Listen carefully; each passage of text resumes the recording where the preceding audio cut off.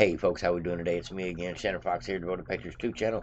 And I've got a couple of articles I want to tell you a little bit about today. First off, let's get into this stolen election news. Now, this is maybe conjecture, hearsay, or just his own personal opinion with all his credentials and knowledge about what went on in the 2020. Who I'm talking about is a gubernatorial candidate for West Virginia and former Secretary or active Secretary of State for West Virginia right now. I'm talking about his name is Mac Warner. He's a Republican. He made a bold statement that the CIA, Central Intelligence Agency, played a role in stealing the 2020 presidential election from Donald Trump. As a 23-year veteran of the U.S. Army and a current Secretary of State in West Virginia, Warren positions himself as a battle-tested leader on his campaign website. His military administrative experience form a significant part of his gubernatorial campaign. So he's running for governor, folks. It says during a recent debate held by Metro News, Warner doubled down on his past allegations of widespread fraud in the 2020 elections. This time he implicated the CIA, directly stating the election was stolen and it was stolen by the CIA. Warner referred to testimony by Mike Morrell, the former deputy director of the CIA, before Jim Jordan's House Judiciary Committee. He highlighted Morrell's testimony regarding a conversation with Anthony Blinken. We all know who that guy is, a Biden campaign senior advisor who later became Secretary of State. So he is saying Anthony Blinken knew about this stuff, if not was in on it. Because according to Warren, this conversation involved a report about Hunter Biden's laptop occurred just days before the release of October 19, 2020.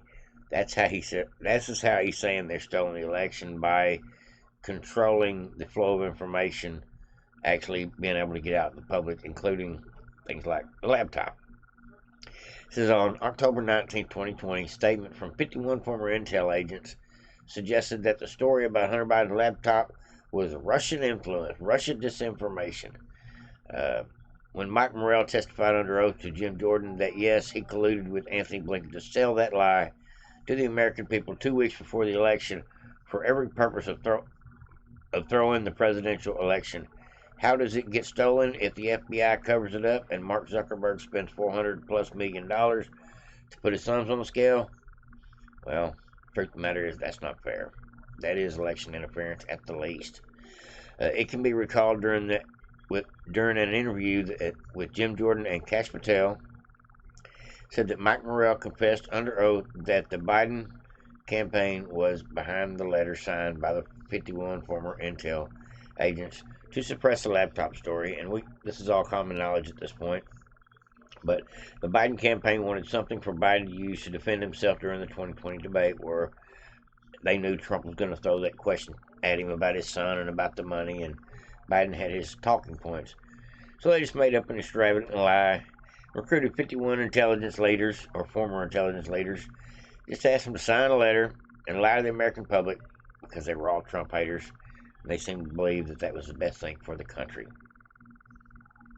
So they created this lie, and in order to cover up for the fact that the laptop was real, they all knew it belonged to crackhead son Hunter Biden. The laptop included bank statements, incriminating emails, photos, meetings, and gifts from their Chinese communist partners, porn, drug deals, all kinds of stuff that we have yet to get into. The Biden campaign even handpicked which reporter would receive the story. Then they called Mike Morrell after the debate and thanked him for lying to the American public for them. Damn. A little incriminating right there, folks.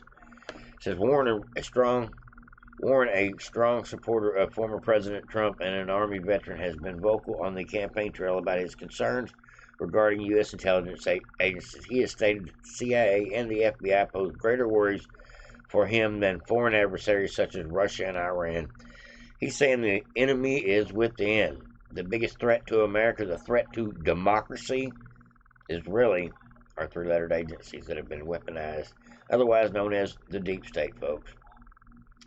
It says Warren has sewn these claims together before, in particular as a speaker for a Reawakening America rally last August, headlined by General Flynn. And if you've never been to a Reawakening America tour, Go check it out. I went to one. It's a Clay Clark and General Flynn event. They usually have dozens of speakers there, politicians as well, and just awesome event. Let me get back into reading here. It says, while on stage and in the spotlight, Warren said that the CIA had used a psychological operations, a PSYOP, to affect the election. He also spoke of some of his, fellow Americans as enemies.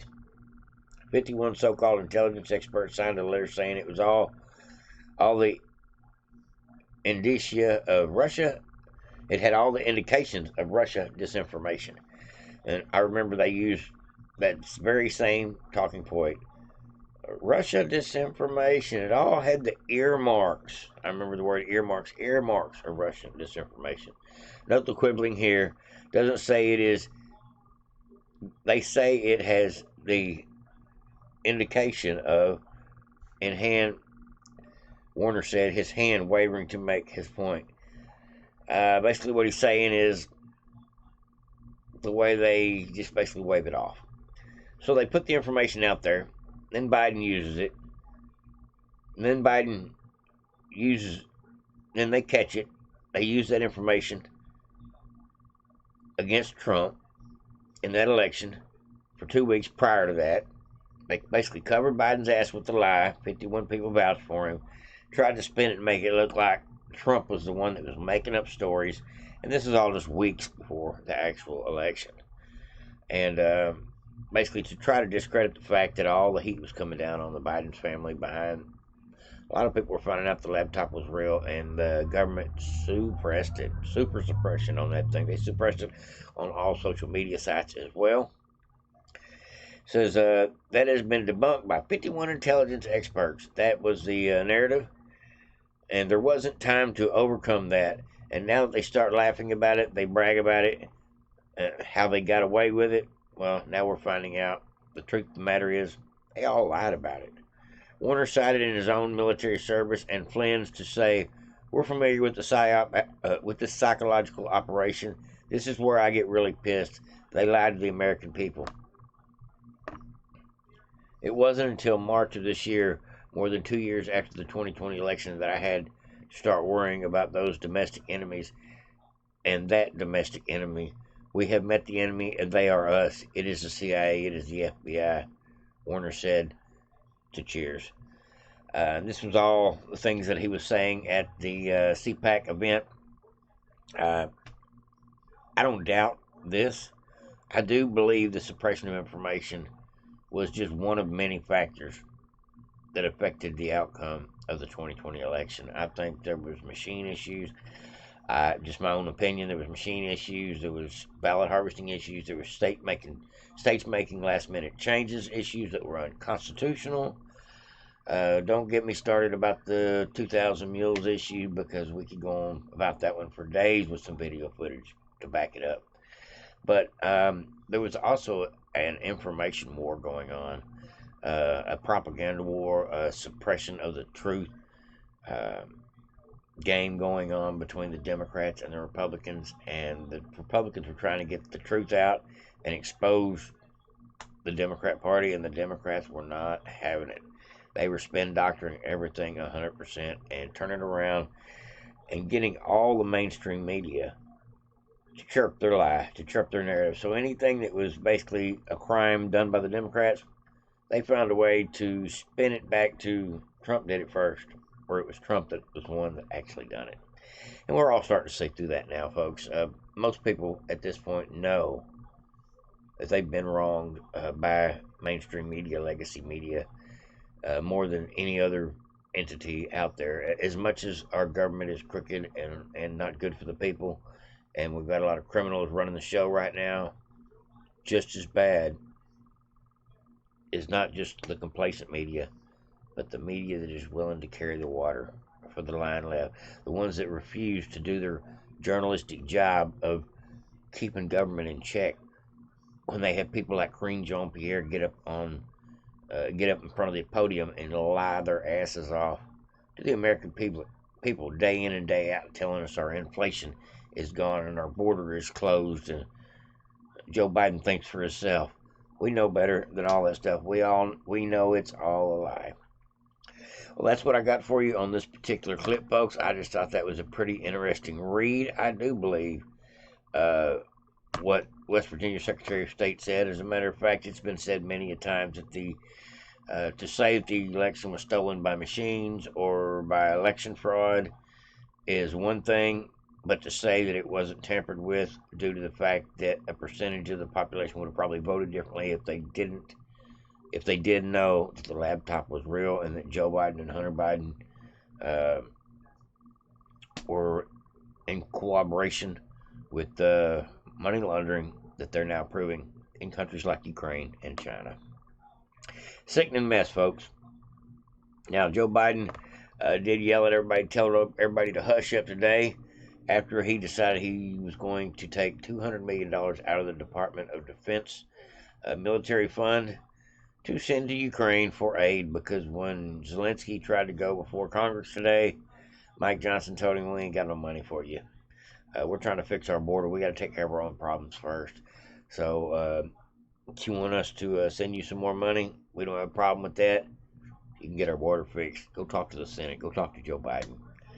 And so I guess Zelensky went home with a small briefcase instead of a big briefcase today.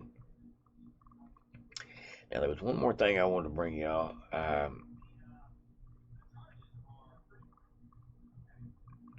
Now, one of the things that I noticed today that was said was Speaker Johnson says he wants transparency. It's not just the House. It's not just the Senate. It's both chambers that absolutely want to know where the money's going, where the money's been spent. All the money we've sent to Ukraine, can we get receipts? Before we send any more money, can we find out what we're paying for? See how allocations of funds are actually happening? Well, the Democrats will have none of that, and so therefore we're at a stonewall in this particular situation. So, as far as I can tell, the only money Ukraine will get from this point forward will only happen in one of two ways. Money Biden allocates from other departments, like the DOD, like he did today, or they're going to have to close the border, and I don't see that happening. Now, here is a pretty comical video for you folks. I watched this earlier today. Now, I don't know either one of these characters, but it is a lifelong Democrat leaving the party. It's a little comical. Let's check it out together, folks. And it's brought to you from Benny Johnson, who is one of my favorites. I actually listen to him quite regular. He's a lifelong Democrat operative who fundraised for Joe Biden and Bernie Sanders defects to the Republican Party. Registers as a Republican to vote for Trump. That's great. That's good news. A lifelong Democrat who campaigned for Joe Biden and Bernie Sanders is now leaving the party and becoming a Republican. In an op-ed, Will Pierce writes, "The main reason I'm leaving the Democratic Party is its utter disconnect with the American people. The party that once championed the working class has now been overtaken by elites in affluent hubs who couldn't care less about the struggles of the average American." That author, Will Pierce, joins me now. Will, great to have you on the program. Look, you weren't just a Democratic voter. You were practically a Democratic Party operative. So what was the final straw for you? I think over the years, Todd, the party has changed from its ideals. I personally view politics as a game of addition. You have to get to 50% plus one and unite people all the way around. If you look at the Democratic Party right now, they'd rather put people in boxes and label them rather than unite them. Do Democrats just not care about the voters that they say they care about? I think it's changed over years. Just if you just look at recent races, like look down in Houston versus Sheila Jackson Lee, for example, this is pretty much a leader 4 years in the Democratic Party, and her votes were just abysmal, around 30%. And it's just people in the Democratic Party, they just do not understand about the needs overall. If you look at today, for example, with Zelensky going up to the Capitol, the Democrats care more about what's happening in Kiev than what's going on the southern border. They care more about just ideological stuff, such as who you are as a. It's more about basically just like what you are, your gender, your race, etc., than who you are as a person. Well, the rot starts at the top, and in a new poll from the Wall Street Journal, 60% of voters disapprove of Joe Biden's economy, followed by 64% disapproval of Joe Biden's border. Over half disapprove of Joe Biden's handling of the war in Israel. So, Will, how much is Joe Biden to blame for people like you leaving the Democratic Party? I'll be honest. When I supported Biden back in 2015, 2016, I was looking at his record over the years, and that's the main reason why I supported the president. At this point, though, if you look at just the economy, if you look at where we are as a nation, if you look at where we are as a people, he has not done what he promised to do, or just as he's supposed to do as president. He's supposed to unite us. Instead, he's dividing us, and it just starts at the top, as you said, Todd. Do you know anyone else like you, lifelong Democrats, like die-in-the-wool Democrats who are out, who are leaving the party for the Republicans? I don't know anyone by name, but the thing is, even like, for example, my wife and I, we were talking last night. This is a big decision for myself, and a lot of people in the Democratic Party, I hate to say it, they're just afraid of leaving. We would even think about personal safety, like what it's going to be like just me leaving a party that I worked for 4 years overall. And you have a lot of people just thinking like that. It's like they think overall, can I leave the party? Can I go across to the other side? And personally, I'm doing this because I look at the nation overall. We're at a very divisive period. If you look at the polling that you just quoted, it's just our nation overall. We have to be able to focus and be more united instead of being divided and just focus on just party politics like that. That leads to the final question. Who are you going to vote for? In the same Wall Street Journal poll, Trump beating Biden by 4 points. Nikki Haley up 17% over Biden. Who's got your vote in 2024? I think this is the first time since I've been, to be honest, over 20 years, I'm actually undecided. I'm leaning towards Trump, but I'm still looking at what's going to happen over the next few weeks.